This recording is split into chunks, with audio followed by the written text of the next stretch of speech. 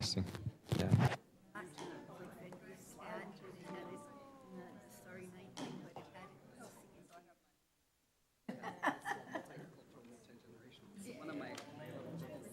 Testing, testing. Much better. Clear? Sounds nice and clear. Yeah. Welcome, everyone. We are now calling this meeting to order. We are here for the regular meeting of the Azusa Unified School District. Today is October 16, 2018, 7 p.m. We have everyone stand for the flag salute, please.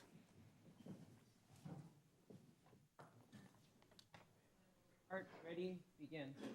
I pledge allegiance to the flag of the United States of America and to the republic for which stands one nation under God, indivisible, with liberty and justice for all. Thank you. Moving on to roll call, Vice President Shulanin Cruz Gonzalez. Here. Clerk Paul Nakashian. Present. Board Member Yolanda Rodriguez Peña. Present. Board Member Jerry Bibles Vogel. Here. And our Student Board Member Paola Brown. Excellent. Now moving on to approval of the agenda. We are on 4.1. What are the wishes of the board? I'll make a motion to approve. Second. We have a first by Paul Nakashian, a second by Yolanda Rodriguez Peña. What is the student preferential vote? Yes, thank you. Please place your votes.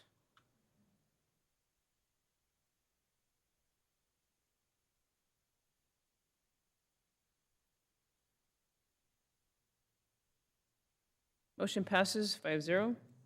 Moving on to 5.0, items from the floor, public comment on agenda or non-agenda items. 5.1, this is an opportunity for the public to address the board on agenda or non-agenda items. No action can be taken on non-agenda items. Individual speakers may be allowed up to 3 minutes to address the board on any agenda or non-agenda item. Prior to addressing the board, please fill out the request to speak public comment blue card and submit it to the board secretary. Do we have any cards tonight? We have one card.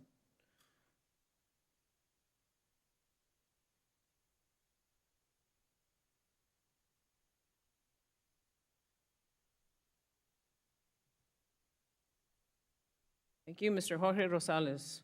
Thank you very much, board members, staff, and audience, both here and at home.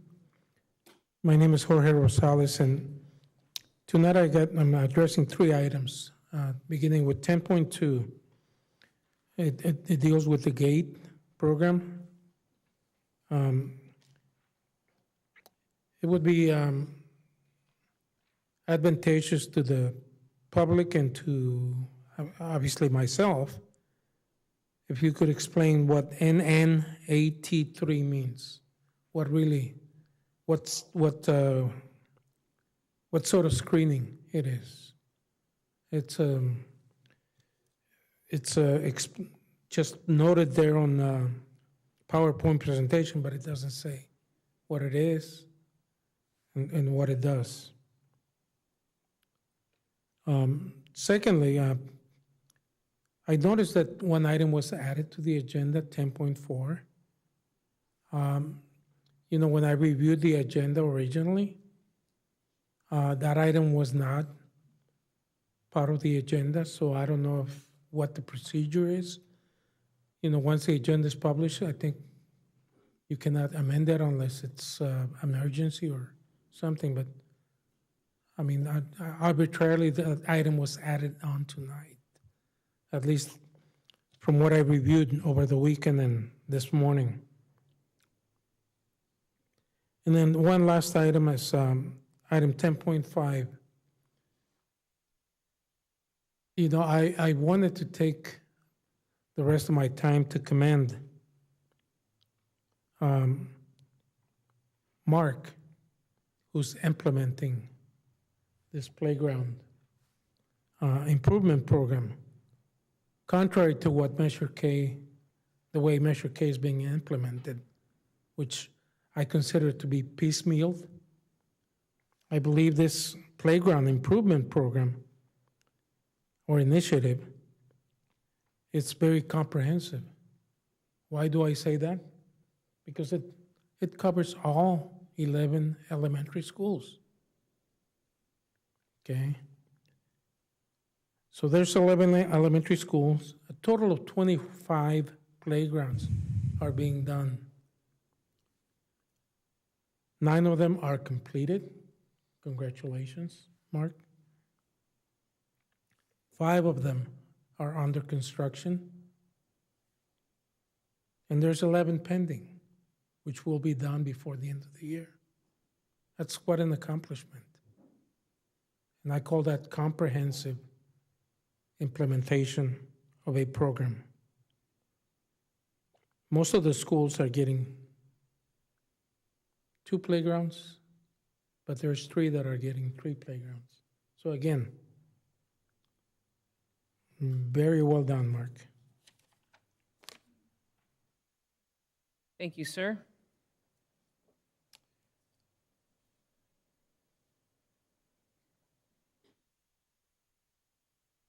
Okay. Super excited. We are now moving on to 6.0, recognition and awards. We are on 6.1.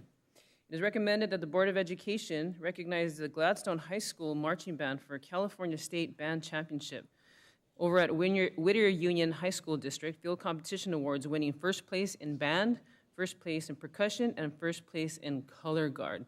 Super excited. I actually got a phone call immediately by my daughter, and it was super exciting to hear the news. So Dana, I believe you're going to introduce us to I most Our certainly band am. I am absolutely thrilled to bring forward the Gladstone High School members of the leadership for their band and the band director, Maurice Limon, and Principal Chris Silvas. If you could all come down, students, booster parents as well, everybody come on down to the front.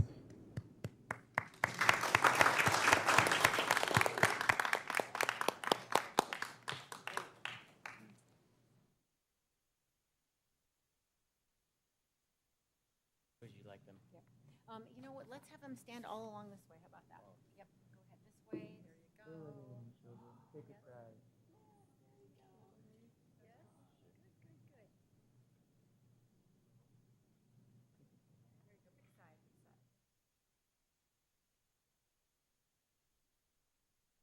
Mr. Limon, can you tell the audience and the board about these championships and the sweep and this exciting news and what they won? Sure. This is one of our many competitions that we're going to be taking on this season, and the kids are proud to show their work. We went out in competition. We get evaluated on several categories, both musical and visual. And so we get graded, and the color guard is its own competition as well amongst everybody in their division, and the drum line as well, and the band individually. And so we took first place in each of those captions for that particular competition for the California State Band Championship organization, which is our faction. So we still have several competitions left, and then there's the Ultimate State Band Championship semifinals on the 17th, and then a week later, 17th of November, and then a week later, the Grand Championships, and we're seated right now pretty well, comfortably, that it is very likely that we're going to be attending those championships and hopefully doing well, earning ourselves a medal in one of those respects. So it's all the kids' hard work. So hope you guys like what we're doing so far. Anybody get a chance to see our show yet? some little clips of it. Yeah, absolutely. So Yeah. if you get a chance, so we'll let you know if we're making it to championships, and that'll be the big one.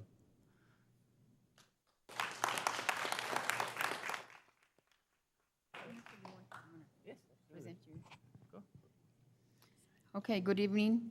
I'm going to present you with this certificate. Azusa Unified School District Certificate of Recognition is proudly present Gladstone High School Marching Band, a recognition of outstanding performance at the California State Band Competition, October 16, 2018, signed by Dr. Linda Kaminsky, Superintendent, and Helen Jaramillo, Board President. And I'm going to congratulate all you students for all your hard work. Thank you. Congratulations. Congratulations.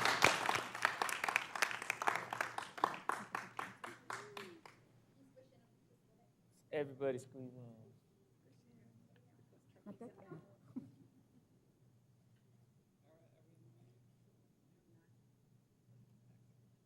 Seabass missed the picture. Seabass, run!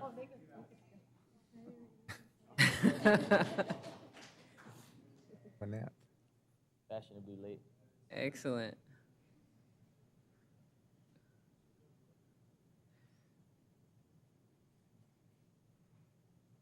Thank you.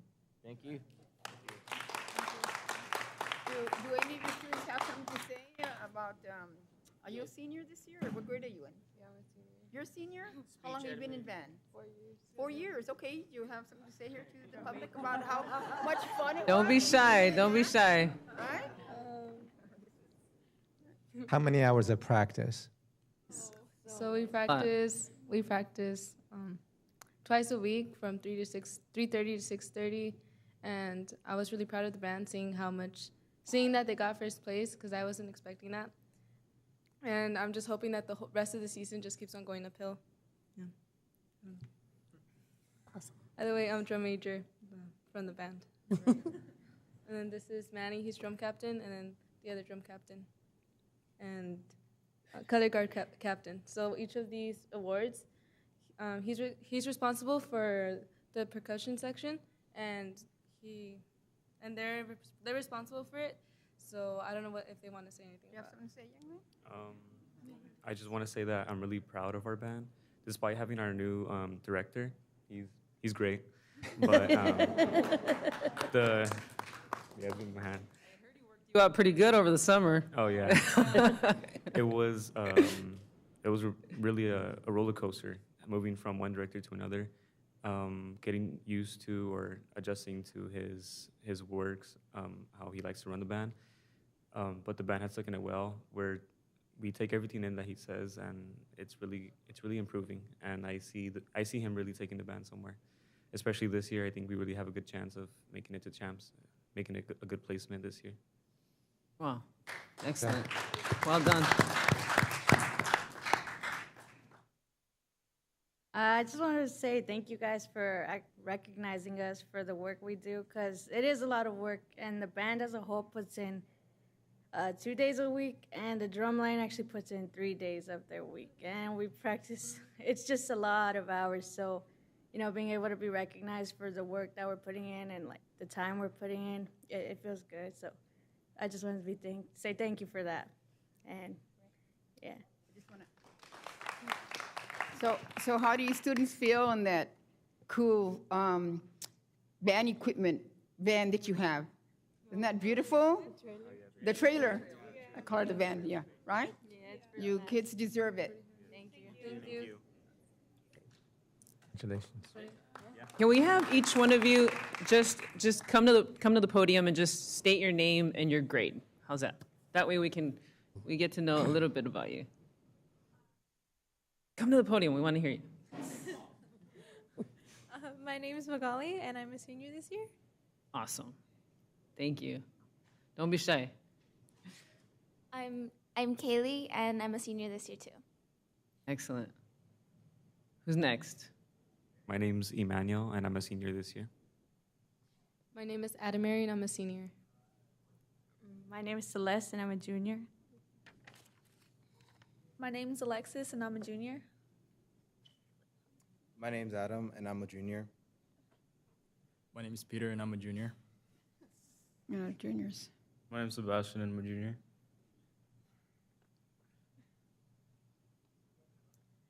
My name's Brianna, and I'm a senior. My name is Devin, and I'm a senior. My name's Iris, and I'm a senior. Awesome. Excellent, guys. Great. Thank you. Thank you. Wow. I have to say that Do you have now, something to say, Mr. Silvas? Mr. Silvas. Principal. My name is Chris Silvas, and I'm just a proud principal. This group has worked really hard, and this portends a tremendous season, and we're very proud of our group. I want to thank Maurice Limon for making this transition from an old director who was successful to even become more successful. We're very proud of his work, and we're thankful he's with us. Yeah.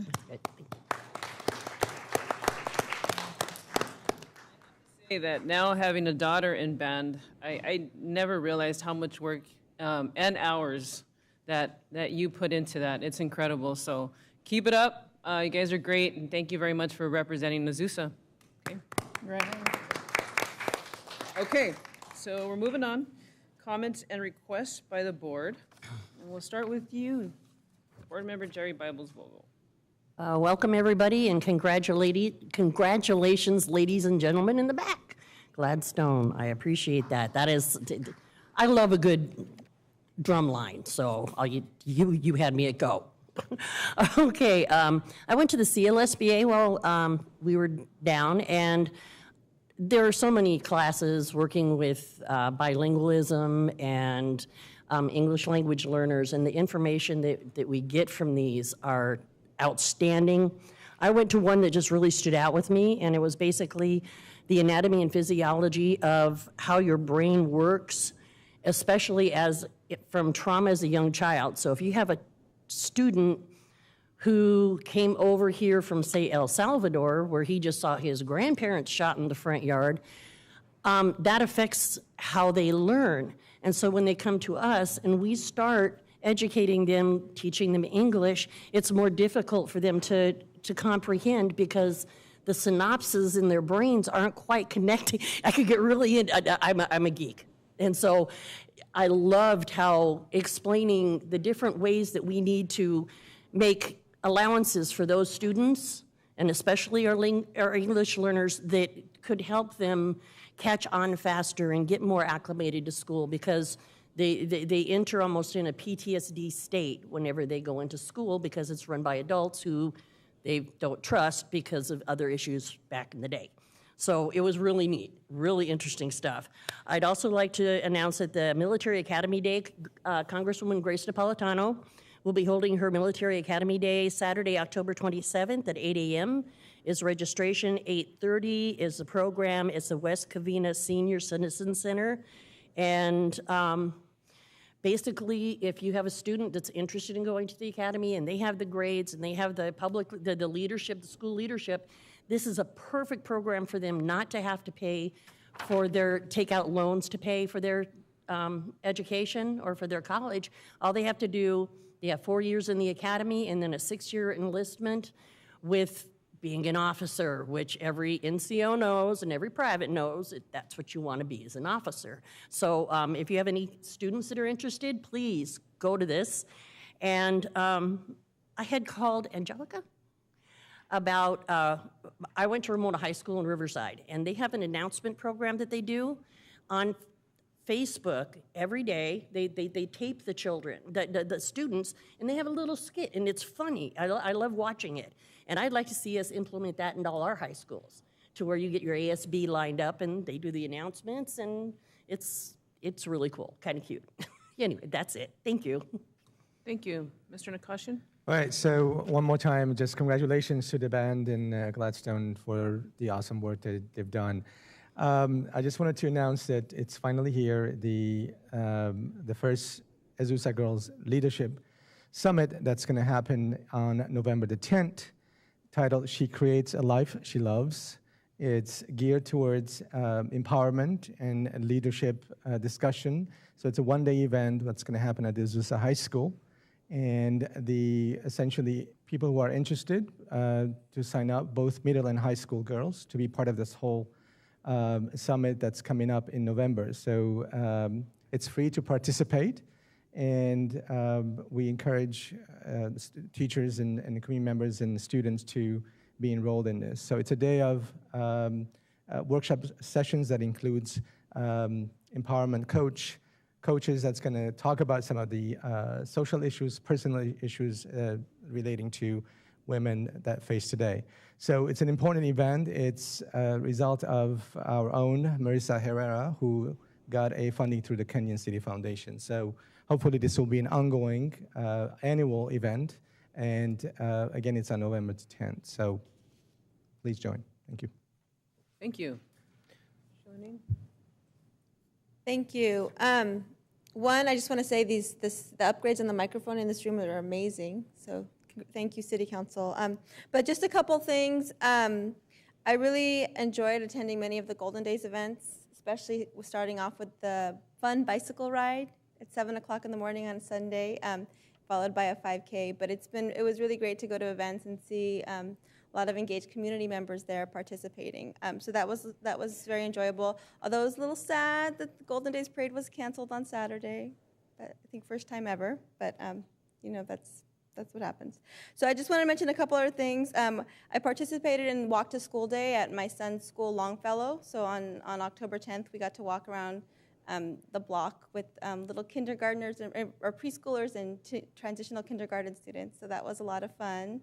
And then the same day, I'm really proud to announce, or just say that that day we had students in 8th grade, 9th grade, 10th grade, and 11th grade too, sitting for the PSAT. And that we covered the fees for all those students to take the PSAT during the school day in their classrooms. And this is putting them on the pathway to being prepared to apply for college. So we're giving students this opportunity starting in 8th grade, which I think says a lot about what our priorities are in terms of making sure our students have access to experiences. And then finally, I just wanted to mention that I also was able to attend the Valleydale Hispanic Heritage Month festival, or the little event on Friday night. It was really great. We had the Ballet Folklorico from Homework House there performing, and then there was a band of students that come from our mariachi program, but they have their own troupe and they perform on their own. So it's really fabulous to see the skills that we're giving our kids in our schools, and they're being able to use it even at a very young age. And then finally, just again, congratulations, like everyone says, to the band. I think that's so fabulous, and I think it shows our commitment to the music. Although obviously the kids are the ones putting in the most effort, right? But the fact that we're giving kids a chance to start music in elementary school, right? I think says a lot, both with band and with string instruments, says a lot about our commitment to making sure that our kids have access to those kind of opportunities that every child deserves to have. So thank you. Right. Thank you. Okay, so good evening, everyone, and I want to congratulate also the Gladstone High School marching band, because I do know how many hours that they put in. I mean, I go by there and they're playing, and I go in the evening and they're still playing. You know, it's like, wow, they're there a lot. And sometimes in the weekends I've seen Azusa High School, you can see them in the front and they're playing out there. And I congratulate all the kids that are in band, because I know how hard, and their parents, because they have to get them there somehow. Right, Helen? Yes, absolutely. And also, I went to Slauson Middle School, coffee with the principal and parents, and they had a guest speaker from McKinley Child Center. The presentation was regarding the social emotional support. Parents asked many questions, and it was very informative, because we do need to look at our students as a whole, but academics and social emotion status, this is how we can help them succeed all the way through high school and on to college, that we need to identify, the situation regarding academics, but also the social emotional needs. So that was a very good presentation that they had at Slauson Middle School for, especially, the middle school. And those are the kids that, they're like in the middle. I did junior high for 40 years. The elementary, they're little kids. The older kids, they think they know everything. But the middle ones, they're not sure where they're going. So I think this was very good for the parents to help them, identify or how they can help their child. I went to report card night at Gladstone High School, Center, and Foothill Middle School. They had a great turnout. I really enjoyed. I seen Mr. Silvas. He was translating for the parents. I know they have the liaison there and they have other teachers, but I was very impressed that he was there talking to the parents, explaining to them the report card and the needs, and that was really good. I went to the Golden Days week, and of course we did the 5K. Shilonin ran, of course, right, and I walked. I thought I was not going to make it, and she's waiting for me at the end, but I made it. It was good. Uphill, downhill, like, okay, you only have one hill to go, right? You keep going, oh my God, there's another hill. So, but it was good. It was a lot of fun. Valleydale, I did go to the walk to school, and I want to thank the Azusa PD and the City of Azusa Officer Grant and Councilman Alvarez joined us at Valleydale. Lee School, I went to their weekly, every Thursday they have this Roar Assembly where they identify their students for the PBIS awards, and it's cute because these kids are very young, but they're understanding, what they do to respect each other and how to work together and how to play together, and this is where we start in elementary school. So I also wanted to thank everyone that came out to the Educational Foundation dinner dance, and we had a really good turnout considering it started raining. And I want to thank everyone for their support. All the proceeds go to the students and the staff and the schools at AUSD. So thank you very much. But I am really sorry that it got rained out. It's never been rained out before. It was kind of wondering when it was going to stop. But I want to thank Dr. Kaminsky for making the right decision to protect our children, to be sure they didn't fall. You know, safety comes first on top of everything, and she made the right decision. Thank you, Dr. Kaminsky. Thank you. Oh, thank you. Okay, so I do want to congratulate Mark. Driving by some of the schools and watching the playgrounds go up, I've said this before, like it feels so great to see that finally happening.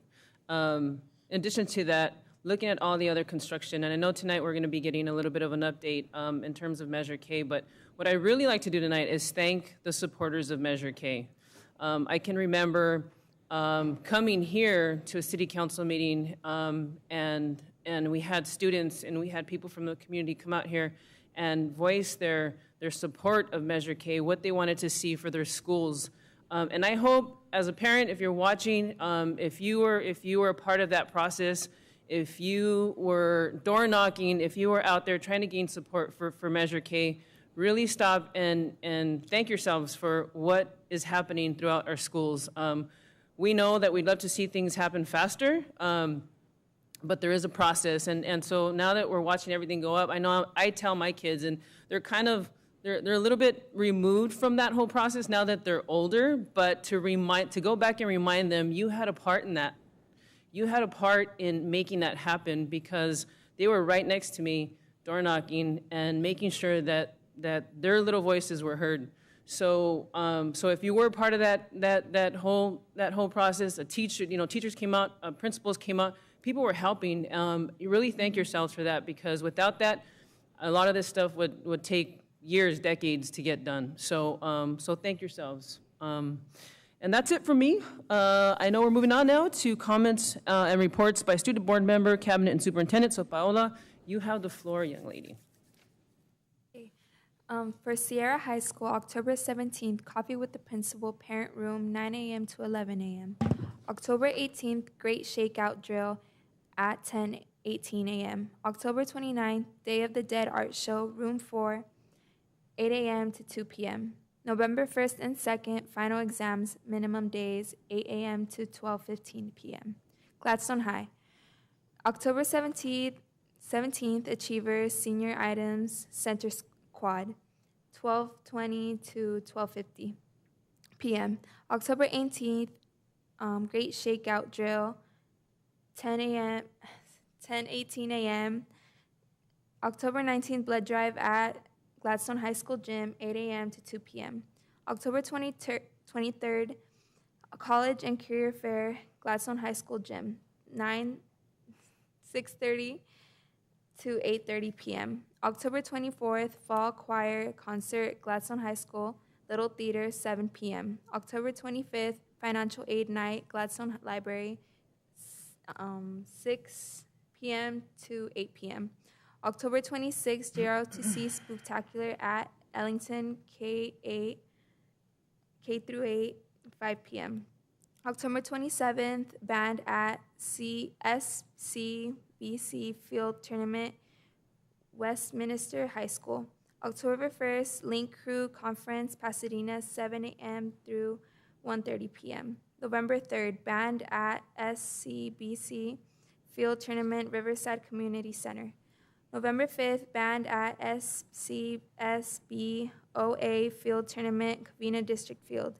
November 6th, Achievers, Senior Items, Center Quad, 12:20 p.m. through 12:50 p.m. Azusa High. October 18th, Cafe Azteca, Parent Center Room 1, 8 a.m. through 8:30 a.m. through 10 a.m. October 18th, Great Shakeout Earth Drill, 10:18 a.m. October 18th, Leadership Blood Drive Senior Lounge, 8 a.m. through 2 p.m. October 20th, Band Tournament, Baldwin Park High School. October 22nd and through 26th, Leadership Halloween Grams. October 23rd, College Knowledge Academy, Parent Center, 8:30 a.m. through 10:30 a.m. October 23rd, College Fair, Gladstone High School Gym, 6:30 p.m. through 8:30 p.m. October 25th, Cafe Azteca, Parent Center Room 1, 8:30 a.m. through 10 a.m. October 25th, band tournament, Colony High School, 12 p.m. October 26th, student of the month, Senior Lounge, 6:45 a.m. through 7:30 a.m. October 27th, football boosters dance, American Legion, 6 p.m. October 29th, November 2nd, cross country Krispy Kreme sale. October 30th, College Knowledge Academy Parent Center, Room 1, 8:30 a.m. through 10:30 a.m. November 2nd, MECHA, Dia de los Muertos Outdoor Stage, 4 p.m. through 6 p.m. November 3rd, band tournament, Los Altos High School, TBA. November 5th, Parent Instructional Browns, 8:30 a.m. through 10:30 a.m. November 6th, band tournament, West Covina High School, TBA. Thank you. How are you doing today, by the way? Oh, I'm doing great, thank you. What about you? You're doing great? Yeah. What was the highlight of your day? Just hanging out with my friend Renee. That's mainly it. Awesome. All right, thank you for sharing. Yeah, of course.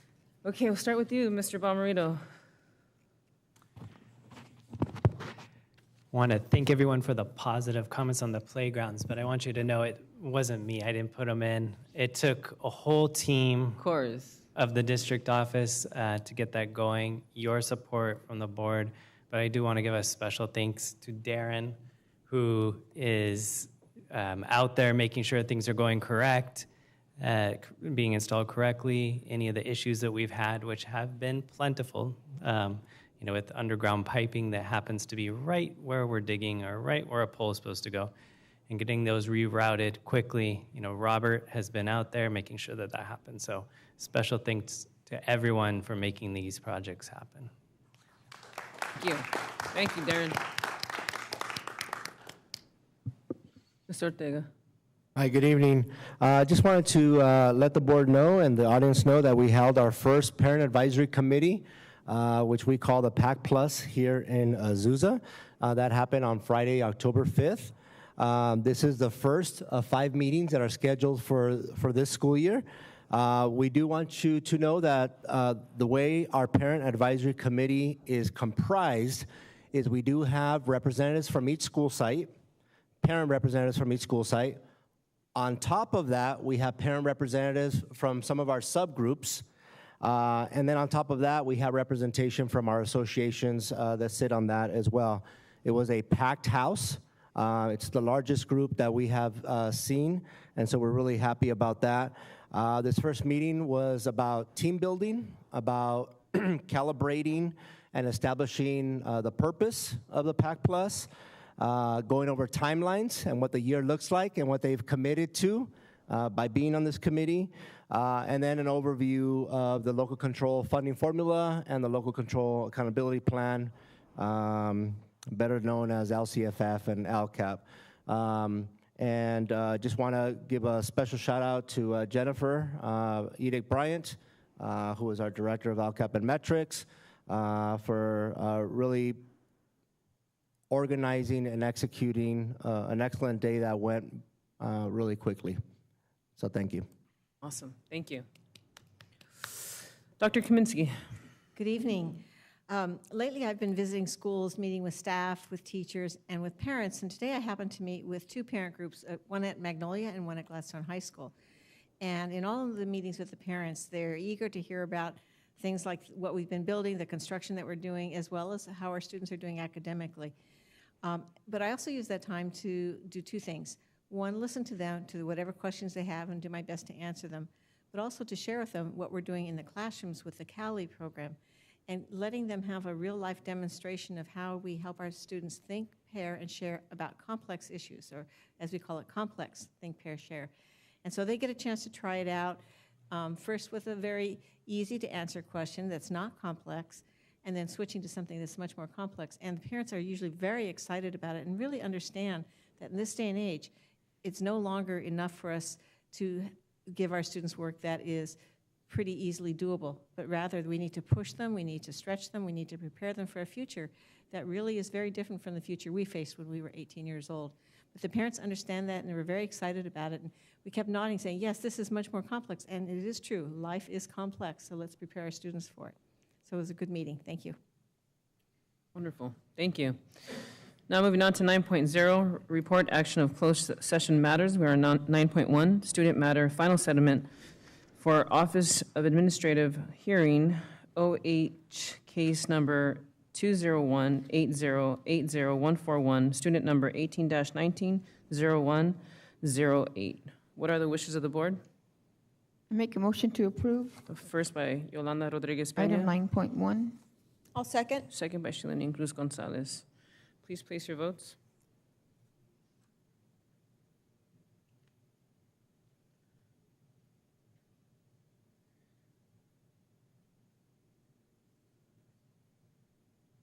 Motion passes 5-0. Now moving on to 10.0, general functions. We have several presentations tonight. We are on 10.1, and this is a presentation on AUSD Bilingual Pathway Awards. Norma Camacho, welcome. Good evening, Board President Jaramillo, board members, Dr. Kaminsky, and Cabinet. I am Norma Camacho, the Director of EL Services and Categorical Programs. And tonight I want to share a little bit about the vision and plans for our department in EL Services.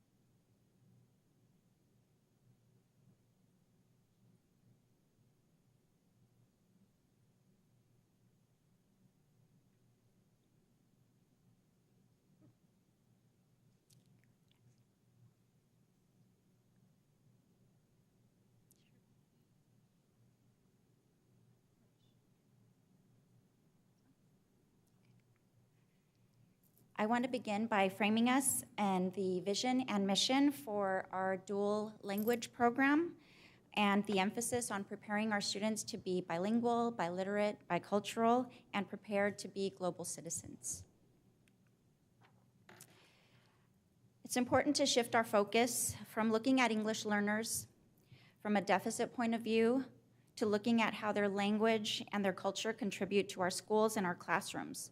When schools affirm the value of a student's primary language and encourages them to take pride in their cultural background, and it repudiates negative societal discourse about who they are and who they can become. In June, we established an English Learner Collaborative comprised of stakeholders representing various grades and programs across the district. We set 2 goals for ourselves this year. The first being in establishing a bilingual recognition pathway, and the second in developing an understanding of the English Learner Roadmap, which is the new policy for English learners in California, and understanding the 4 principles that are part of the roadmap. Our aim is to promote the EL roadmap and begin to align practice and policies with that outlined in the roadmap as we roll it out with our staff.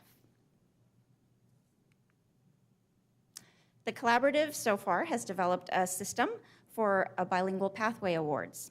We established 2 pathways. One is the Bilingual Service Award, which is available to all of our students. They can earn it in 5th grade and again in 8th grade. The Biliteracy Attainment Award is available to our dual immersion students or students who may be studying a language outside of school or students who may be new to the country who are literate in their native language.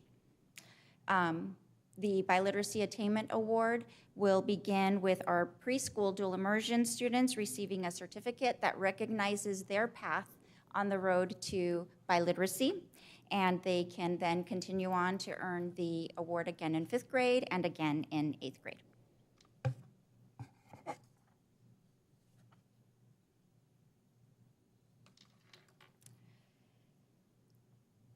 Why offer the Bilingual Pathway Award? Obviously, we want to recognize and value biliteracy skills, but also Proposition 58, which is known as the California Education for a Global Economy, or the California EDGE initiative, as it's known, ensures that all children in California public schools receive the highest quality education, that they master the English language, and have access to high quality and research-based language programs to prepare them to fully participate in a global society. And again, the benefits of establishing a bilingual and biliteracy pathway award is to encourage the participation in the seal of biliteracy, which gives our students advantages for scholarships and is a seal from the state of California that affirms biliteracy. So our intent is to recognize the diversity of all of our students and resisting devaluation, instead focusing on affirming the power of who our students are, their voice, their culture, and their language. Thank you. Thank you very much.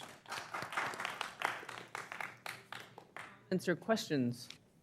So can you give us a background as to how long this program has been implemented, the numbers, enrollment, This is success? our first year. We are just rolling it out, so we're very excited that we will be giving students, beginning this year, the opportunity to participate in being recognized for their ability to speak another language, and really honor that and honor the asset that having multiple languages brings to our schools and to our community. Thank you. So it's brand new. So I'm really excited that we're doing this. You know, I was, since I was hoping that I requested it last spring, so I'm very excited that you guys have met collaboratively and developed this award. So is this going to be coming to us as a policy in the future, or how do you envision codifying the Pathway Awards? We can put together a policy that we can bring to the board and codify that. Oh, if it's not necessary, that's fine. Just wondering. Okay. And then my other question. So, and I just want to recognize that you're going to be that you'll be allowing students that are not in our dual immersion programs to get access to this. Absolutely. All so students. in other districts, they don't necessarily do that, right? So if we have students taking Saturday school, learning another language, or they're fluent in their language that we don't offer in our district, I really appreciate that we're going to try to we'll recognize those as well. We want to recognize all students. Yes, great. So hopefully our goal is to have a multilingual pathway awards in the future too. Yes. And I thank you, because I am a firm believer that all of our students should be bilingual by the time they graduate from high school, because it's just so good for them. So thank you. Thank you. Congrats. Thank you. Thank you, Norma. Okay, moving on to 10.2, Azusa Unified School District GATE Program Overview. Susan Brochet, welcome.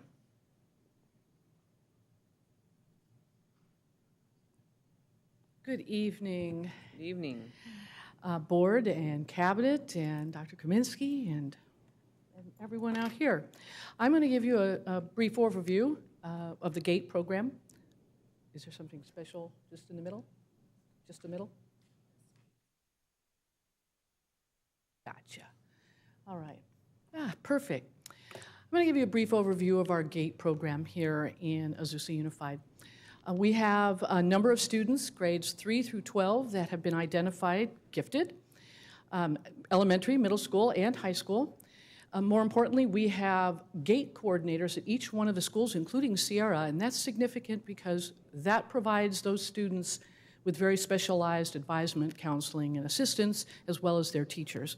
So, and it is significant because to that end, I think it's important to note that although giftedness does not necessarily mean high academic achievement, because those students receive the kind of support that they do from their GATE coordinators, it's important to note that 70% of the students in the high schools are receiving or are attending and participating in AP and IB, early college, and those kinds of programs, as well as honors.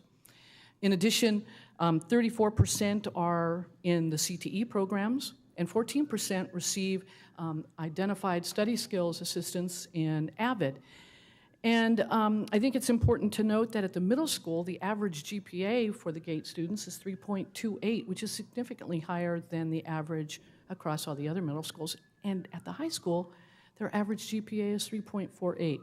So even though giftedness in and of itself is not high achievement, that isn't necessarily the case, and that isn't one of the identifying characteristics, because they receive the kind of support they do and the opportunity and access to programs, they're doing really, really well. Assessment. We assess every single third grader using the NNAT-3, that is, we normally call it that, but it is the Naglieri Nonverbal Assessment Test. One of the reasons why I don't say the word, because it's not that easy. Third version, it is the industry-recognized nonverbal cognitive assessment that is used to identify exceptionality. Now, what makes it unique is because it's nonverbal, it is accessible to anyone. It's a very simple, easy to deliver assessment. It is non-threatening, and as a result, it's considered very accurate. Through that screening in the third grade, and we utilize every single third grader. So right now, we're actually scheduling some of the third graders now, and we will continue to do so over the next couple of months. And with that screening, we then move and look forward with those results to multiple measures, including either standardized tests, district assessments, grades, teacher comments, anecdotal records, as well as parent reviews. So with all of that, we then make a final assessment initially, and then all students have an opportunity to be reassessed, either because a teacher or a parent or someone identifies some exceptionality that should be reassessed. Students that were borderline will even reassess those. And more importantly, which is unusual, I think, for us in our district, we look at every single new student incoming to the district to review their records as well. Because if a student's coming to us from out of state or out of the country, they may never have been assessed because their programs in those areas may not even allow for that. In addition, if you have a student moving between schools frequently, they may have been overlooked. So our GATE coordinators review every incoming student to take a look at their records to either determine whether they've been previously identified or whether they were in some way overlooked, or their records suggest that there might be some exceptionality that ought to be reviewed. So we're very good about assessing the students. In addition, now, we provide a lot of opportunities for our students. We have a unique association with Azusa Pacific, and it is unique to us. And as a result, our students have a really engaging summer school program. You can see some of the photographs up here of some of the activities we do above and beyond that. And as part of that summer school program, that APU collaboration allows us some dual enrollment opportunities for our high school students so that they can take college-level courses in which they will receive dual credit. Depending on how many students are at any individual school or what grade levels they are, the teachers may place them uniquely in courses, in classes, either grouping, clustering them with certain teachers. And those teachers are certified. Our GATE coordinators also receive specialized training so that they can assist with both identification and assistance to the teachers instructionally. They may do a pull-in, push-out, depending on, again, the numbers of students and what grade levels they are. And where there is an opportunity, they will provide after-school club activities. You have a number of those elementary schools right now that are doing that. And in some cases, where they may not have a number of students, they may bring a couple of elementary schools together and actually team them. And in fact, we have one elementary school that teams with one of the high schools to do activities, including field trips and activities after school where the older and the younger students work together. It's pretty cool.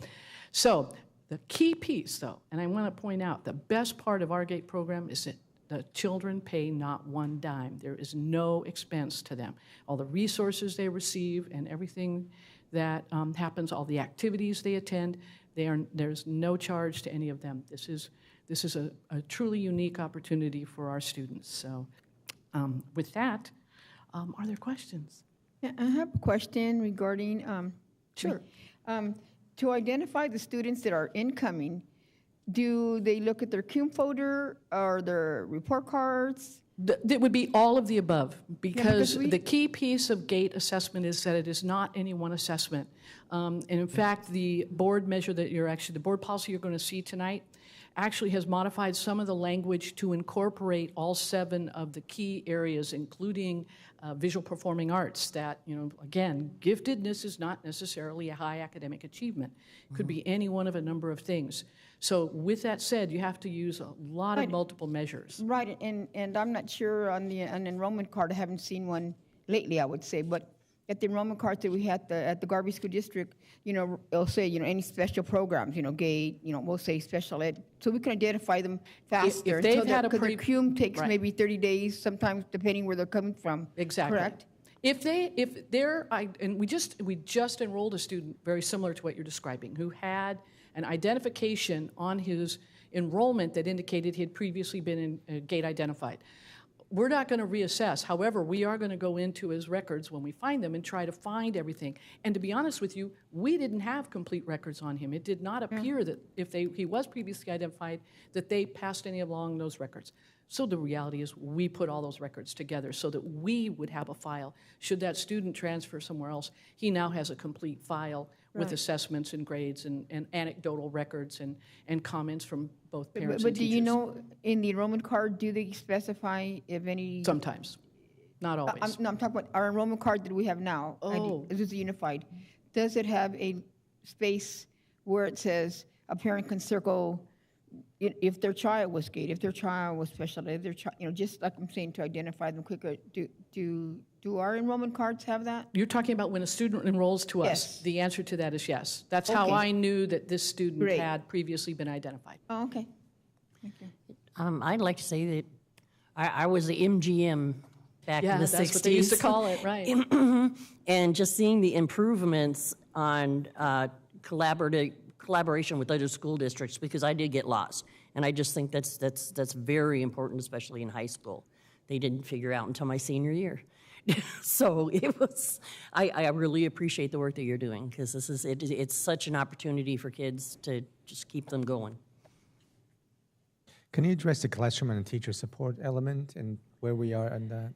The teacher support element is related to if a teacher, a good example would be a teacher who's not necessarily GATE certified.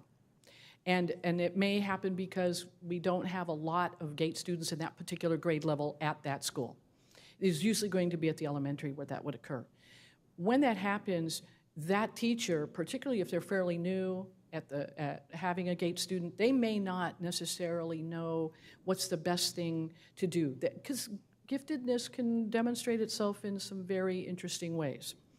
And as a result, those students might need additional assistance. The GATE coordinator's role in that case is to provide that kind of counsel and advice on behalf of the student to the teacher, to act as a liaison to address some of those issues.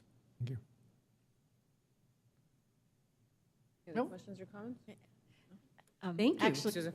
Thank you. Oh, you do? I would just like to say one thing. A number of years ago, I used to be a GATE coordinator at a school site when I was a teacher, and we gave an earlier version of the Naglieri test.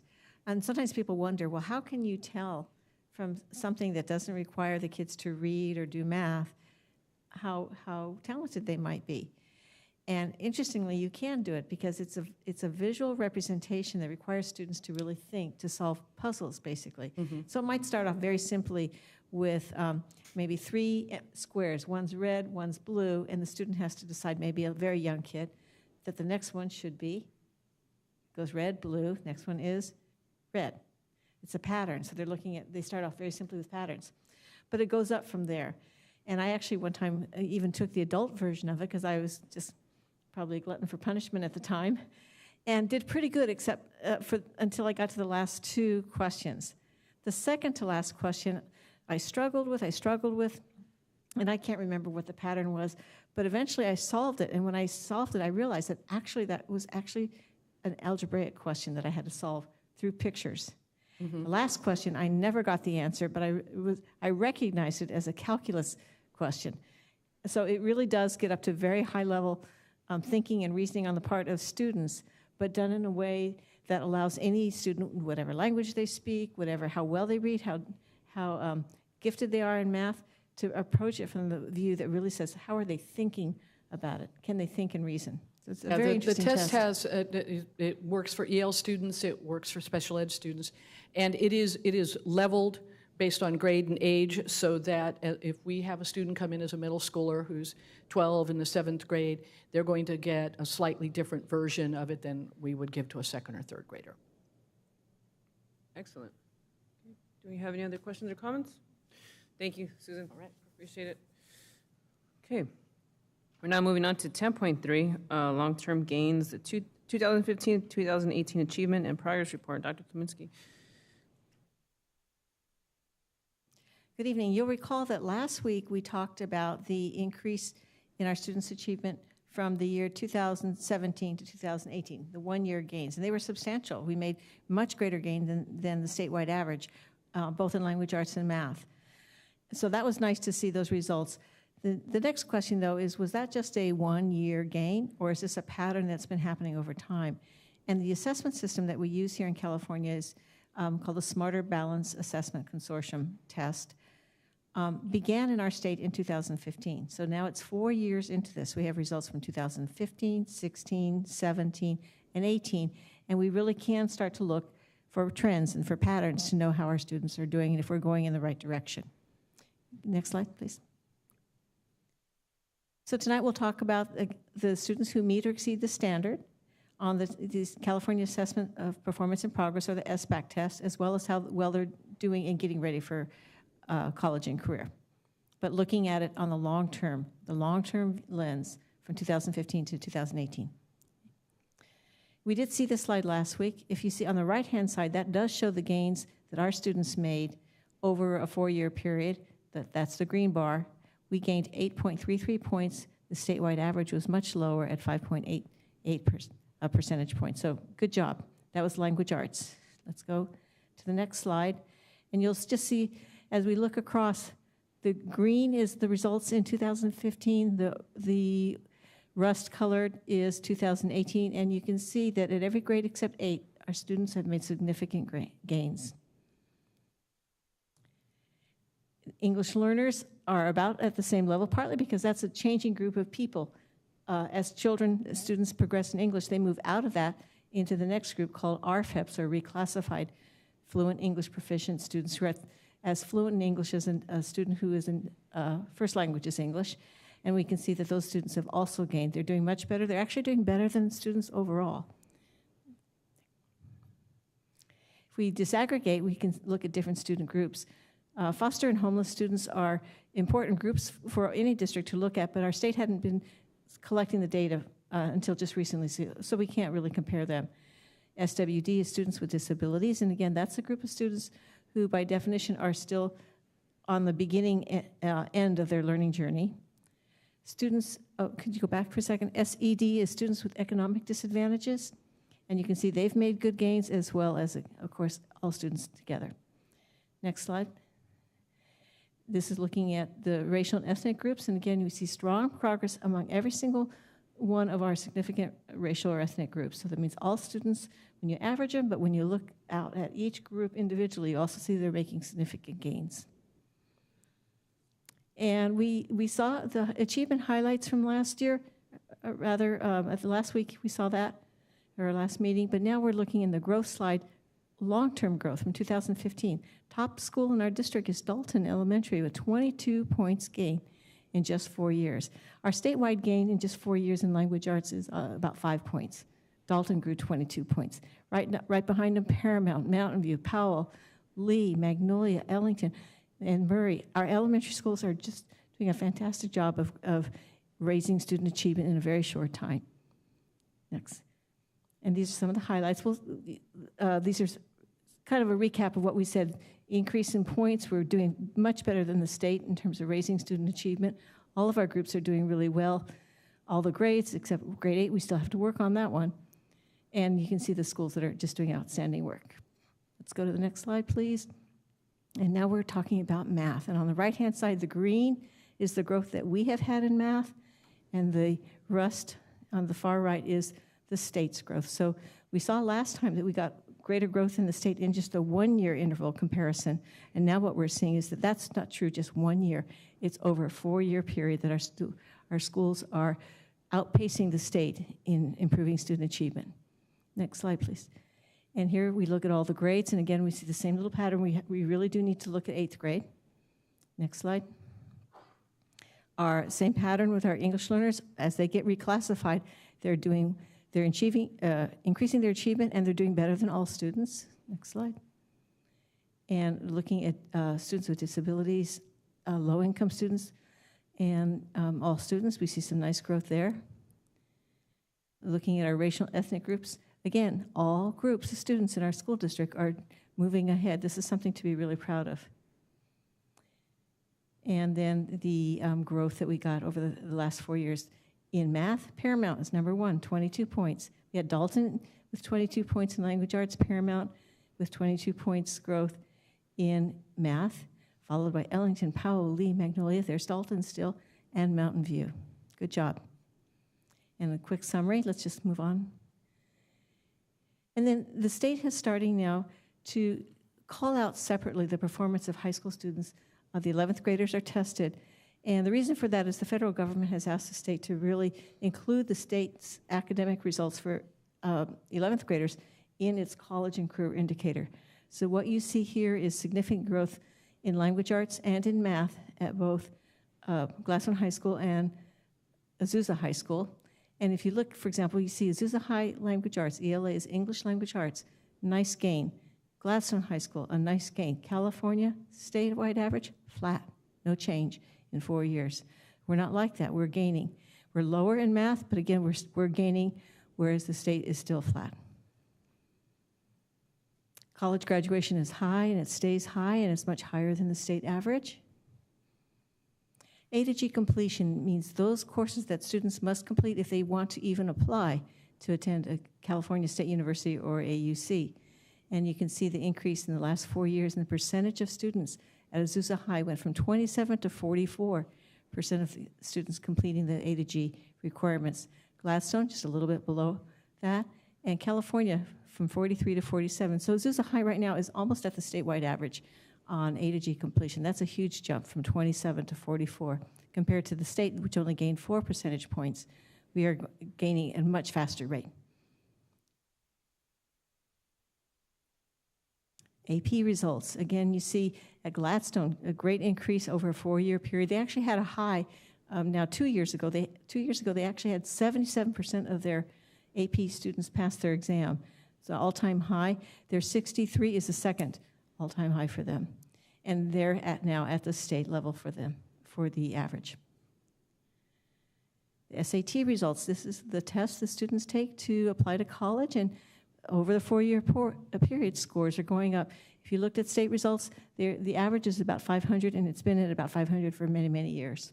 So we're actually probably ahead of the national average on the SAT. So Linda, is this when is this when they take a senior year, or when is this? Typically, it's junior year. So this is the results for our junior student. I'd have to go back and verify it, but that's usually what we use in terms of it's the largest group of kids who take it. Career Tech Ed completion. The state is interested in making sure that our students are ready for college and career. And they started collecting data a couple years ago and changing kind of expectations for students. It used to be that students were encouraged to try a career course in one area, try a career course in a different area to explore. And the state is saying now they would really like to see students be in a pathway or a sequence of at least 2 courses.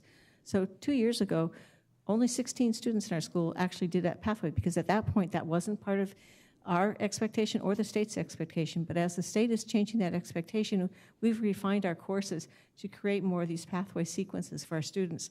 And you can see that now we went from 16 to 98 students in just 2 years. And that'll continue to rise over the next couple years. And that is just some of the highlights in terms of where we're getting a lot of great gains, exceeding where we meet the state average, where we exceed it. And how are we getting these changes? Well, first and foremost, we have really dedicated staff and students and families and parents.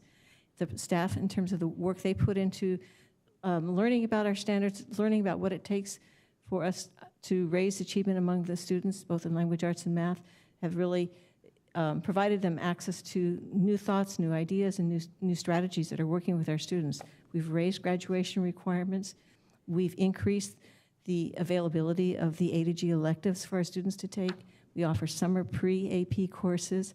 All of our students, as was mentioned earlier, all of our students in grades 8 through 11 can take the PSAT or the 11th grade, the SAT, free at no cost to them.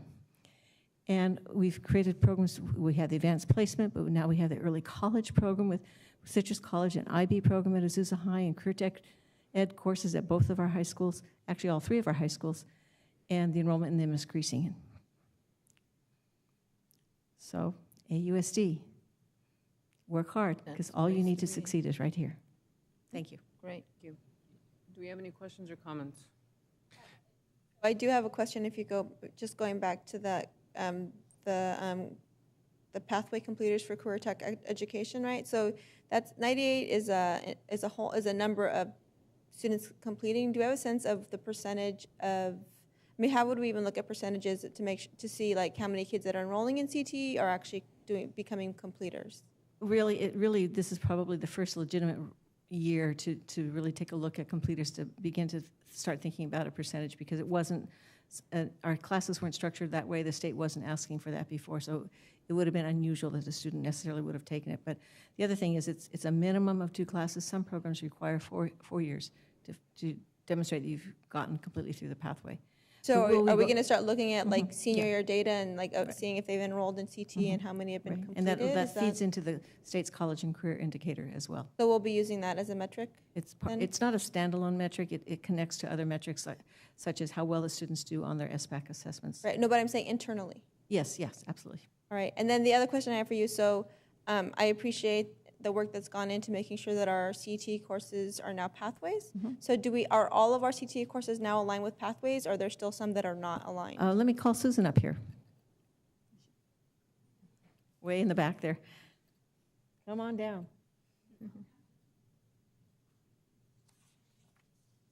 I have to compliment Susan because she's really been very proactive about looking at our courses, making sure that she found training that would help our teachers in terms of organizing and articulating the course from one level to the other, and getting industry certification and involvement in all this process. The short answer to your question is yes. Yes, they're all pathways now. Yes. And if there's like 1 or 2 courses that are still out there that were offered or resulting from even some of the decisions made last year, that we still have a couple of singletons out there, but by and large they are all pathways, have all been CalPATed to be pathways, and more significantly, every single one of the CTE pathways has at least one, in some cases all of their courses are A to G eligible now and have been submitted for certification with UC. I just wanted to know, just a point of clarification. The data says 2015 to 2018, correct? So do we have the 16 and 17 data on any of these reports? On the CTE completers? No, in general. All the slides reflect saying it's 2015. I'm sorry, I didn't hear the question. All the what? The slides reflect that the data is from 2015 through 2018. Yes. In many cases, we have earlier data, but not in all cases, because in some cases, it's newly being collected by the state. Okay. So we don't have 2016 or 2017 well, in for these this slides? one, for CTE completers, we do. For example, we have 2016, 2017, and 2018. And compared to the last presentation where we just looked at the 1 year, now we can look at 3, in this case 3 and sometimes 4 years. Some data we have going back even further. For example, we have graduation data that would go back probably 10 years. I think what Paul's asking is, like, is there a way for you to bring the data back that shows 15, 16, 17, 18? Is that I just want to see whether or not the improvement... Not in this particular indicator, but in the indicators where we do have it from 15 on, yes, I have presented it to you. And the packet that I gave you tonight has some more of that data that goes back to 2015 and occasionally earlier. I just want to know as to the improvements that we're seeing. Has it been gradually? Is it asymmetrical or symmetrical? Has it been increasing incrementally over the years, right? So most of, and you'll get a chance to see this in, and we'll discuss it again some more next week, but most of it has been incremental year after year after year, which is a really good pattern. Occasionally what you'll see is a spike year and then drop and then maybe then start building again. So it varies a little bit from school to school, topic to topic. But in general, that continuous progress is what we've been seeing. And although I'm not sure to which one you're referring, but I would suggest that if we do make a comparison, that we make it based on the same kind of metric. And in some cases, as she's pointing out, that may or may not be available. In other words, I could compare 2015 to a 2018 data, but if it's not measured under the same exact method, then it might not be truly comparable. SAT scores would be a good example of that because of the change in the SAT and the way that they're scoring it. You could use the comparison, but you would need to put the caveat out there that it might not be exactly the same thing. Another example is graduation rate. Graduation rate was calculated in a new way for the year 2018. So even though we have data going back many, many years, basically the rules change in terms of who counts as a graduate or not. So you just have to take that into consideration. I mean,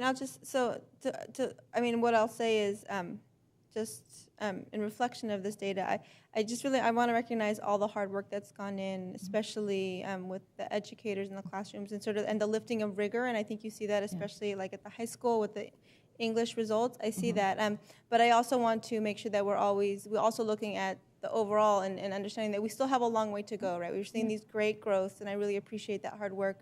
But we want to see every single one of our students succeed. And I think as a board, I think that's really our priority is how do we, I make sure that we keep on seeing these increases. Right. I think everybody in this district shares that goal, and that's commendable. I'd like to see some of the schools that are not in this list, how we can work with them or what can we do. Right. Right? Right. Mm-hmm. You can see the momentum there. The trend over the last couple of years. I mean, we've been given presentations on this every year, and to see that we're here, it's great. So I recently had a friend move into the city, and so of course one of the first things that her family did is they went online and they plugged in Azusa Unified School District. So I turned to our communications department, and I don't mean to put you on the spot, but one of the first things that she said was like, well,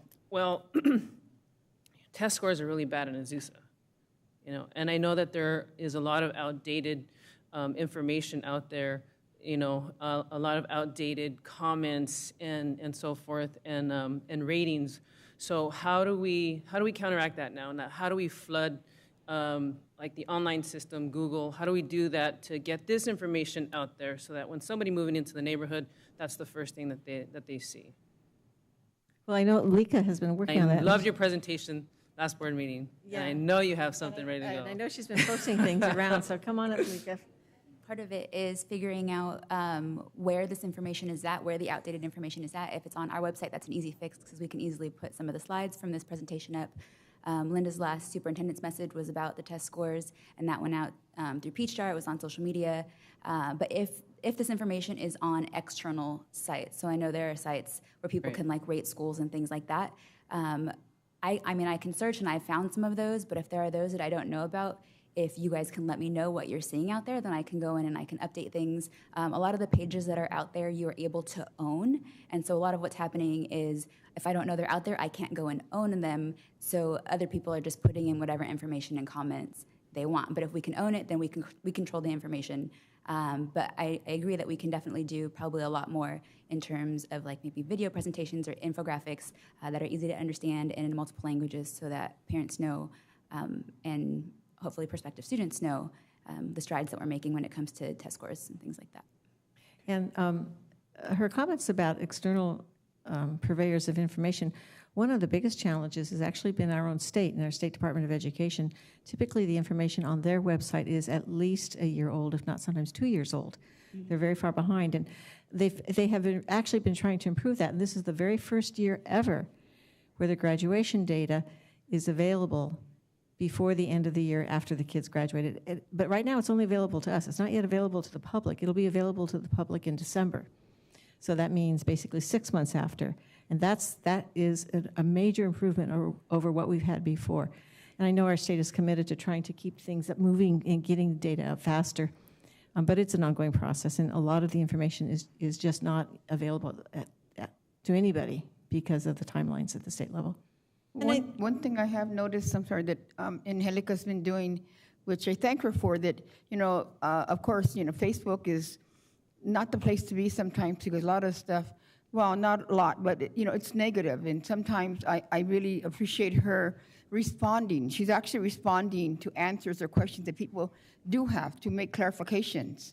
And that's really good that she's been doing that lately. And thank you, Angelica, because I think that's what you need, because if you just leave it there the way it is, then people with perceptions that are moving into our city just read that, and for them, they see that negative. But she has been responding and answering questions, and that's really good. Thank you, Angelica. That's a good job.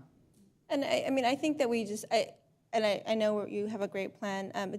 We really need to get the message out about the opportunities. Like, for example, with expanded transitional kindergarten, right? So I was at a playground, and there was a mother there with a 3-year-old sending their child to private daycare in Glendora. She had no idea that that next year, when her son turns 4, they could enter our schools for free, right, and not have to wait till they're 5 years old and go into kindergarten. And so those are the opportunities that are now available. And so it's about how are we now communicating those opportunities. Our International Baccalaureate program, right? Our two neighbor districts to the east and west of us do not offer those programs, right? We have some. So I feel like part of it is how are we communicating these great opportunities that our students have, where our students are going to college, right? I mean, we have kids going to Ivy Leagues every year, right? In just 3 years, we've tripled the number of colleges that our students are accepted at. That's a major achievement on behalf of our staff and our students at the high school level. It's a major achievement, yeah. And every year we get kids into UCLA, UC San Diego, Berkeley, all of the really prestigious colleges that we have here in California, our kids are at. In fact, as UCLA, I was talking to a group of parents this morning about that, sharing with them that, last year, every year, we send students to UCLA, which is now ranked the #1 public university in the nation, and our kids are going there. Yeah. So maybe add a page that says student accomplishments and entry to colleges. Mhm. Maybe we need to do that. Yeah, absolutely. Maybe a TV show. Well, Jared's got me doing videos, so we can maybe combine. Okay, thank you. They told me to keep board meetings light and add some humor. So there you go. That's good. Okay, so now we're moving on to 10.4, capital facility. No, I'm sorry, does anybody have any other comments? No, we're good. Okay, thank you. Moving on to 10.4, capital facilities program through the years. And Dr. Kaminsky, you're up again. Well, I'm up because the real person who was going to present this was going to be Edgar Paz, who is from MSP Architects. He's the principal architect there, who works with us and meets with our people at least once a week, if not twice a week, sometimes 3 times a week, to work on the various construction projects that we have. He was called out of state on a family emergency and offers his apologies that he couldn't be here tonight. But he did put together this presentation to share with you just an overview of some of the things that we've been doing. Again, the long-term view, not just what we've done this summer, but long-term. So, Kathy, which one do I push? This one? Okay, so you remember some of these fencing projects that we started with. This is a picture, actually, I believe this is Murray Elementary School, some early fencing work that we did. The Gladstone transformation from a school that was hard to tell the entrance to it and didn't have adequate fencing to a school that now is stunningly beautiful, and it's very clear where the entrance to that school is, and the fencing has been much improved. Same thing at Murray Elementary, from up in the upper right-hand corner or upper left-hand corner, what it looked like a few years ago in the bottom left-hand corner there, to what you see on the right. It's clear where the school entrance is. There has enhanced fencing. One of the things that I'm particularly proud of and happy for our students is that the kindergarten yard, on the inside of it, you can just barely see in the large picture on the left-hand side of that fence, there's a square. That's on the inside of the fence. Next to it is a triangle. Next to that is a circle for our little kids to use that as they are learning their shapes. But places for parents and people to congregate and gather, a very welcoming environment. This picture is an example of the transformation in air conditioning. You see on the on the left-hand side there's a unit that is hung partially, from the ceiling and braced against the window, the wood around the window frames, and very antiquated system. And now you see what we've put in is what you'd find at any upscale restaurant. Right now, it's not covered by a drop ceiling, but it will be eventually. and it is quieter, more efficient, more cost-effective than anything that we've had before, and much appreciated by students and staff alike at those schools. Here's a picture of some of the work that we've done in the gyms. We could have had a picture of Azusa High School gym too.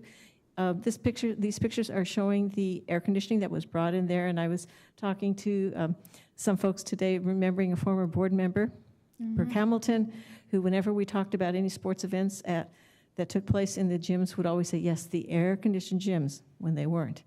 We need to have him back and show him, yeah, air-conditioned gyms. We have air-conditioned gyms. They also got new painting, facelifting, both on the inside and the outside.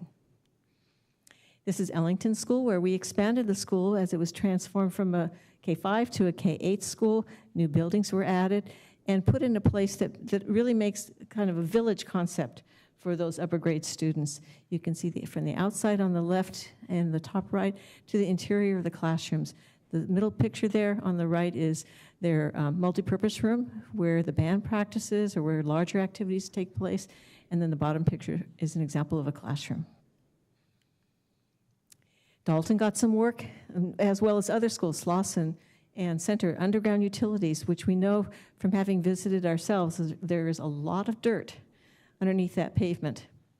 It has to be dug out and new pipes put in to improve the electrical lines, the plumbing lines, the water lines, everything that we need at our school. And so you can see some before and after pictures here for Dalton Elementary. And this also is Dalton. This is on the left-hand side, the before, what the parking lot looked like on a rainy day, what it looked like while we were redoing it. And not just because we simply wanted to, it needed it, but also the underground utilities ran right through that parking lot. So it was a necessity to get in there and redo that, and that gave us the opportunity to really improve the flow of traffic. We expanded it a little bit and made the traffic pattern work better, as well as the drop-off pattern for parents coming in the morning with their students.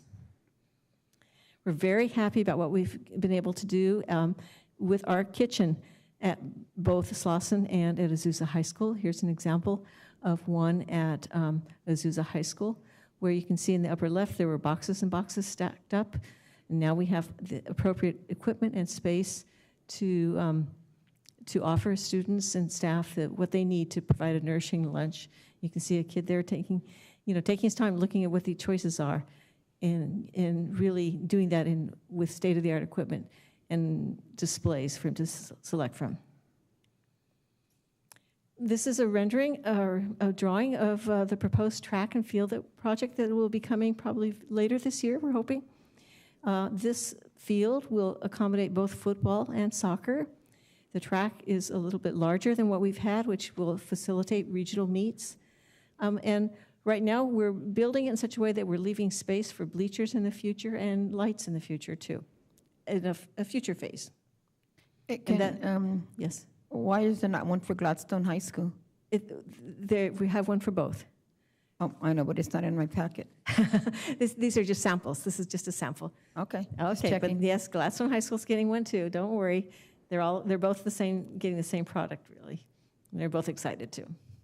And this is a sample. This is the first proposed drawing, or first drawing of the proposed modernization of classrooms. That will start at Slauson.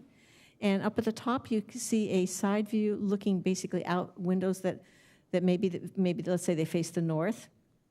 And you can see the doors, you can see the windows. And the sense of where the teacher unit is on the right-hand side, where on the far left, you can begin to see some cabinetry. And then on the bottom picture, that shows the front of the classroom, whiteboards, really state-of-the-art whiteboards and LCD projectors, the teaching area with bookshelves and another set of bookshelves. And then what's not shown is the back view, which also is lined with casework to provide storage for whatever's needed for that class.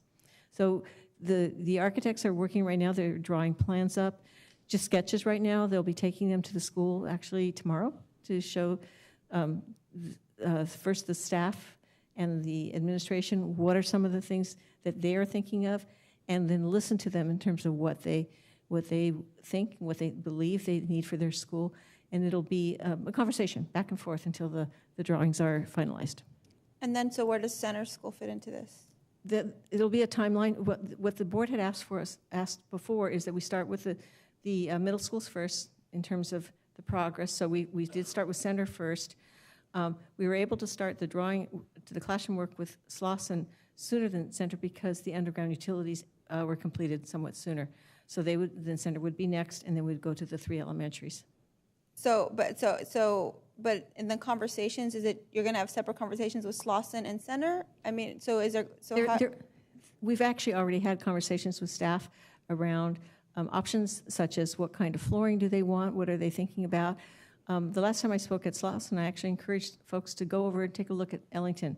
You can see different kinds of flooring there to see what they like, what they don't with the flooring, with the cabinetry, kind of with the setup. We are going to have some standard things such as the kind of whiteboards and the LCD projectors and the cabinetry. As people work on it, there will be options though for people to customize the colors, particular types of flooring that they might like or not like at their schools, and we'll have a range of things that they can choose from. So I appreciate there's customization available, and I think that that should be there. But I just get concerned about as we do ongoing maintenance, right? If different sites have different flooring or different pieces, is that going to have an impact on the expense of maintaining those pieces because it's not standardized across the district? Well, in talking with the architects, they really felt that we could be responsive to, for example, particularly sometimes you'll find a middle school might prefer the vinyl tile flooring, whereas an elementary school tends to like the carpet because kids might sit on it. That we can accommodate, that we'll be able to accommodate that. Or different specialty classrooms. The classroom you saw at Ellington, which is their band room, was considered better for them is to have that kind of tile flooring that gave them more flexibility for what they wanted to do, and the sound wasn't going to be absorbed by the carpet. So there will be there's some flexibility, but within a range. So what they're trying to do is meet the school's needs, yet do it within a cost structure that works for us. So some things we can't really consider because we can't really afford it. But what they're telling us is that we can have a few options. Okay. Well, I'm just going to say I want to make sure that my concern is addressed, right? And so I just maybe if the architect can report back about, or somebody we can ask them to come report back about the benefits and the for example, let me give you an example of one option that we couldn't consider. As much as people would like, Slauson has beautiful cupboards. They are sturdy. They're old wooden cupboards, and not all classrooms have them in the best shape. But the cost of refurbishing them is much more than putting in new cabinets. So that was one option that some people wanted. Not all people, but some wanted that. But that was something that was not feasible for us financially.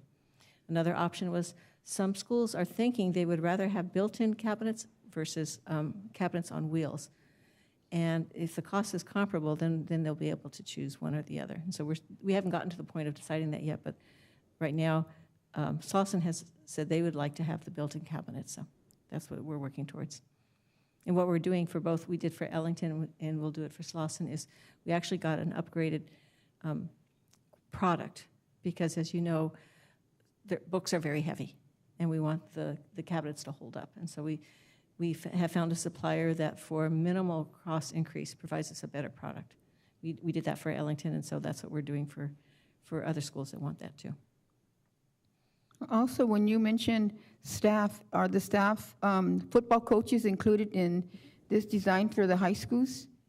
Yes, they were there. In fact, as the coaches were there, the athletic directors were there. There were a number of meetings with them. And for the design of the track and field, we brought in architects that really specialize in track and field so that we could get their input. And they brought in some sketches. They discussed them with the coaches and the athletic directors. And we walked the fields together to see exactly what would make sense for a layout and got their input on that. Okay, good. Yeah, I just want to mention that, I've heard from parents, students, and staff that have thanked us for having their schools look, pretty, nice, flowers, totally different. Mm-hmm. Some people at Murray School, they're like, is this the same school? It's totally different. Yeah. But it's really beautiful. But I want to thank everyone that voted for Measure K couldn't have did it without him. But I also want to thank Darren and his crew and everyone involved for all their hard work to making it happen, because, it's everything, of course, it doesn't happen overnight, but everything seems to fall in place, and visually people are seeing it. And I think that it's really good. We're all doing a great job. Okay, thank you very much. The last page in your handout, I'll just show it real quickly. This is a list of the projects that we've already completed, the ones that are currently in construction, what's in the design phase, and what are our future projects. So as a reference for you. Thank you very much. Paul? No, I just wanted to ask about the drawing before the slide that Pardon talks me? about replacement of the windows. No, you went too far. Just one slide over from the last slide. There we Yeah, go. that's Yeah. it. So those are all throughout the whole Slauson School? Those? Yes, one of the things that is the cost of windows, which is a factor, because some people do modernization of classrooms without changing the windows, but the framing is in bad shape and really does need to be done. So Is that that would be tempered throughout a school. glass that's going to eliminate what, the sunlight, or? Oh, what that doesn't show is where the ceiling is going to be. Typically, what they do No, is it does. It's going to be yeah, so recessed you can see how it ceiling. angles down. Yeah. Yeah. So. Okay, so but this is throughout the whole school that's going to maintain all the Yeah. natural light coming in? Well, there are some classrooms that might be a little different. For example, a band room is a specialty room, a library is a specialty room, but this is an example of a standard classroom. And even there, the door placement varies a little bit from room to room, so cabinets will be shifted around to accommodate for that.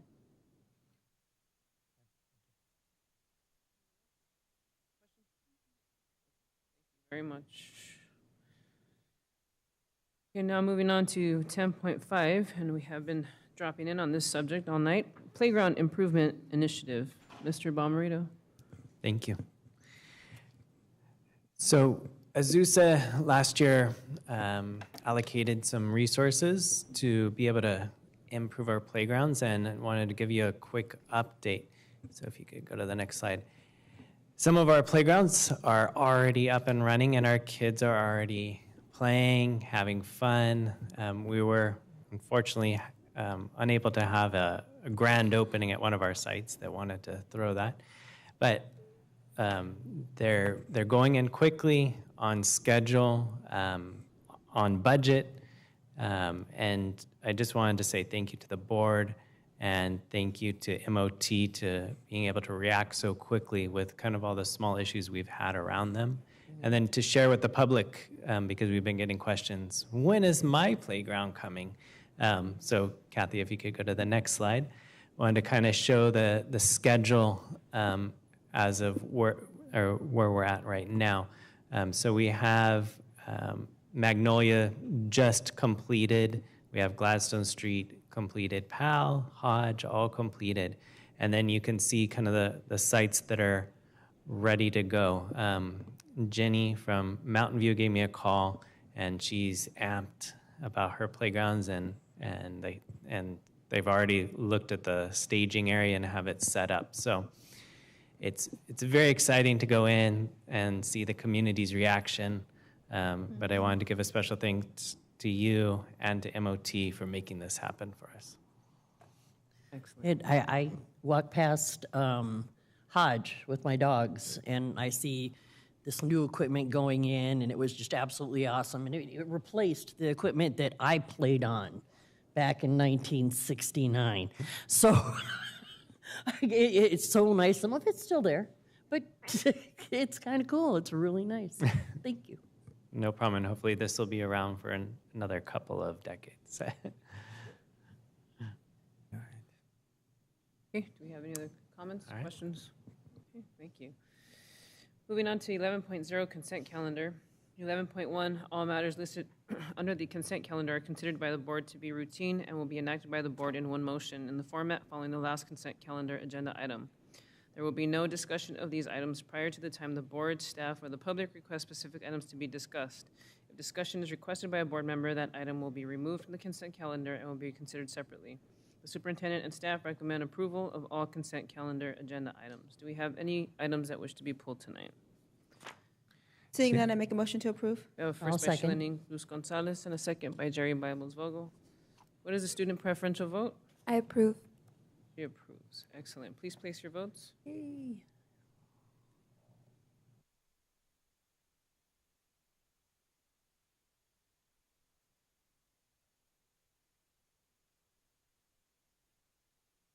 Motion passes 5-0. Madam President, if I can. That's right, we do have an interrupt you introduction for a tonight. moment. Yes, we do. I'd like to call up Lika Juarez to introduce the newest member of her team. I'm glad you guys asked the questions that you did earlier because it's a perfect segue into the person that I'm about to introduce. At the last meeting, I talked a little bit about waiting for a couple more pieces to fall into place before we could really start executing on some of the things that I had planned. So I'm happy to introduce Sam Carlton, who will be starting as the new communications specialist. Sam has a BA in communications, and he has an extensive background in graphic design, web design, social media management.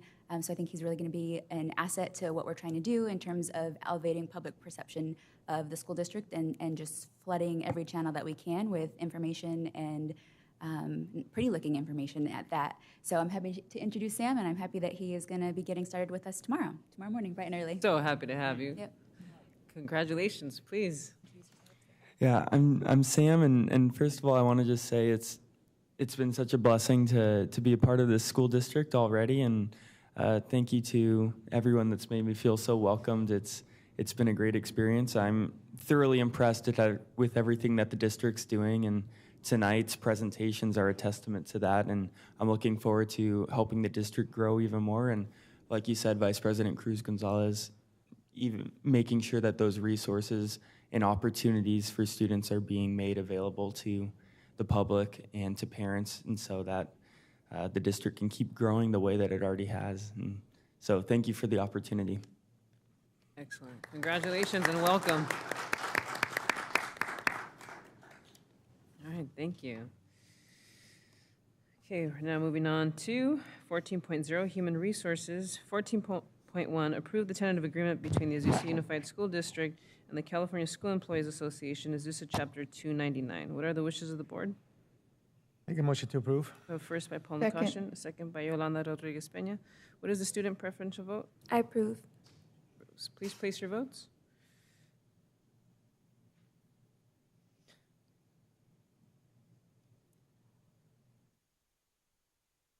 Motion passes 5-0. Moving on to 14.2, approve internship memorandum of understanding between Alliant International University Incorporated and the Azusa Unified School District. What are the wishes of the board? I'll make a motion to approve. We have a first by Jerry Bibles Vogel. I'll second. We have a second by Paul Nakashian. Do we have any discussion, questions? Okay, seeing none, what is the student preferential vote? I approve. Thank you. Please place your votes.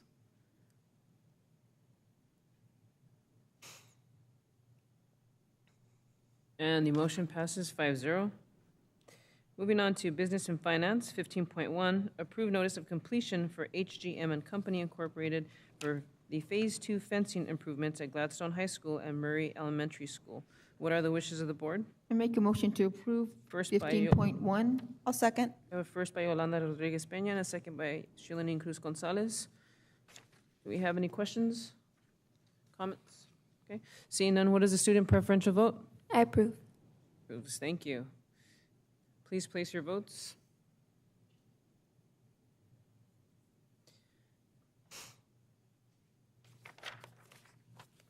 Motion passes 5-0.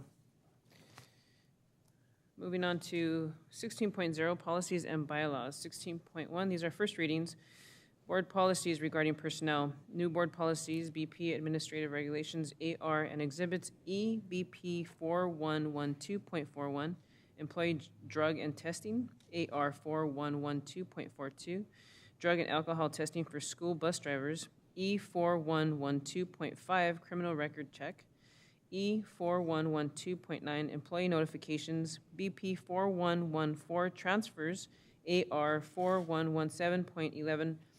Pre-retirement part-time employment, BP 4117.13. Early retirement option, BP 4212.41, employee drug testing, AR 4212.42, drug and alcohol testing for school bus drivers, E 4212.5, criminal record check, E 4212.9, employee notification, BP 4312.41, employee drug testing, AR 4312.42, drug and alcohol testing for school bus drivers, E 4312.5, criminal record check, E 4312.9, some of these are repeat employee notifications, AR 4313.11, pre-retirement part-time employment, BP 4317.13, early retirement option. Okay. Do we have any changes, questions, or comments regarding any of these board policies? I know it was a lot of reading. So what do we have in place today? I mean, as far as the pre-employment and random testing, how does that work? We have most of these policies already in place in terms of practice, but it's a matter of just adopting them formally for the district's record. So for example, we do drug testing for bus drivers periodically, and Mark could probably answer that a little bit better for you. There are different classes of employees that have to participate in this, not all.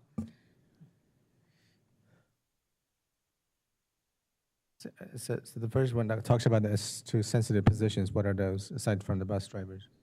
Which one is that? 4112.41, I believe. The .42? 42, yes. So that is something that we do. We get the regulations from the Department of Transportation, and we randomly do that for beyond our bus drivers, but anyone in our maintenance group for the vehicles. So who drug tests them? Is the district, or do they send them to a facility, or? We take them, so the regulation is that we have to take them to a facility. So in our district, exact example is randomly, Darren takes the employees to a facility that we have a contract with, and they test them at that location. So, but is it yearly, monthly, random, like, every 6 months? Is there just not a specific time? Annually, yes. Annually? Yes. Mm-hmm. So they don't know exactly what day it is, but yes, annually. Oh. Okay.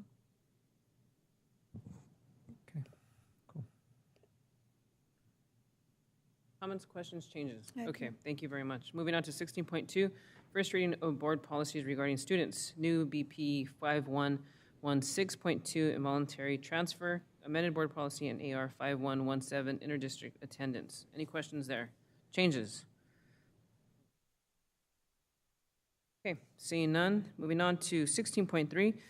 This is also first reading of board policies regarding instruction, amended board policy 6145, extracurricular and co-curricular activities, amended BP and AR 6172, gifted and talented program. We talked a little bit about this one earlier. Do we have any changes, questions?